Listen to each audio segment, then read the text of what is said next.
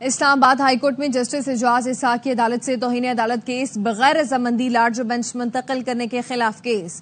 Justice اعجاز اسحاق نے deputy registrar اور دیگر کے خلاف توہین عدالت از خود کیس کی سماعت کی۔ حسین چوہدری ہمارے ساتھ موجود ہیں، مزید ان سے تفصیل حاصل کرتے ہیں، بتائیے گا حسین۔ جی دیکھیں، یہ توہین عدالت کیس کی بغیر رضامندی لارجر بینچ کو منتقلی کے خلاف جو ہے وہ کیس کی سماعت ہوئی ہے۔ توہین عدالت کی درخواست پر سماعت کے دوران انکشاف ہوا ہے کہ اسلام آباد ہائی کورٹ کے ڈویژن بینچ سے توہین عدالت کی کارروائی معطل کرنے کا آرڈر جاری ہو چکا ہے۔ جسٹس سردار اعجاز اسحاق نے برہمی کا اظہار کرتے ہوئے ڈپٹی رجسٹرار سے مخاطب ہو کر کہا کہ آپ ڈویژن بینچ کا آرڈر جو ہے وہ بتا رہے ہیں کہ اس عدالت کو توہین عدالت کیسے چلانے سے روک دیا گیا، یہ تو ڈویژن بینچ کی جانب سے اختیار سے شدید تجاوز کیا گیا ہے۔ عدالت نے کہا کہ طے شدہ قانون ہے کہ ایک جج کے عبوری آرڈر کے خلاف انٹرا کورٹ اپیل قابل سماعت ہی نہیں تھی۔ ڈویژن بینچ کا یہ آرڈر اپنے سینئر ساتھی جج کی اتھارٹی کے خلاف ہے۔ جسٹس سردار اعجاز نے مزید سوال اٹھایا کہ میں اگر اختیار کے اس تجاوز کو تسلیم کر لوں تو سائلین کو میری عدالت پر کیوں اعتماد رہے گا، کل کو میری عدالت سے جاری آرڈر پر کوئی عمل درآمد کیوں کرے گا۔